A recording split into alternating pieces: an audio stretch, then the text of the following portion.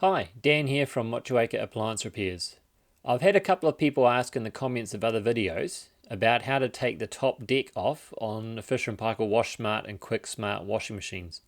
The newer machines have changed a bit from how they've been for the last 25 years, and the top deck no longer has screws at the front under a couple of bungs that you take off and then tilt the deck back. So this video we're only going over how to lift the top deck up. The first difference is in the lid. We do want to take the lid off because they now have a soft close feature because it's a much heavier lid, and if you leave the lid on and tilt the deck back, the springs in the soft close will try and throw the lid open and will get in the way. So you see there's two screws here. Rather than lifting the whole lid out, the hinge assembly stays behind. We take the screw out on each side and then lift it off the hinge pins like this.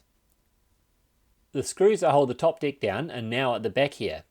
You can see that two in the center have washers and then two at the outside don't. So just bear that in mind for when it comes time to reassemble.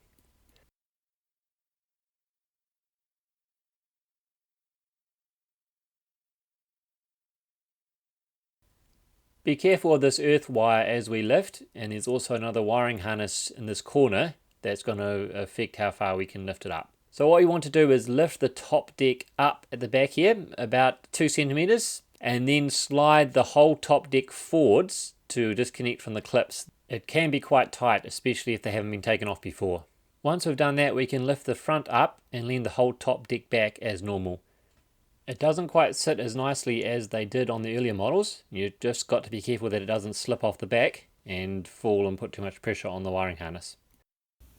So what you can see here is that on the front of each of the front suspension rods there's a little clip which is specifically shaped so that the little lug in there slides in to lock it into place.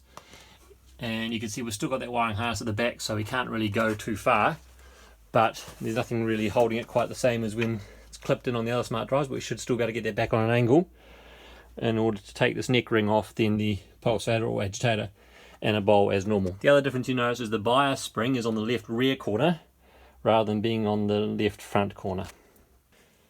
So to reassemble, we're just going to slide it forward, and it can take a little bit of wriggling to then slide it back to make sure both those front lock down. Once it's back far enough, the rear part will just sit straight down to where it goes. We're then going to put 4 screws in. Don't forget that the screws with the washers go in the center. And then after we've done that, we're going to put the lid supports in.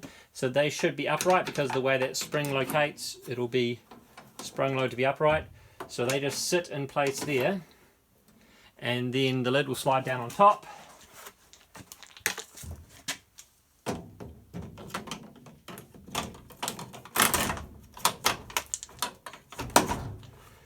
Put our screws in each corner there.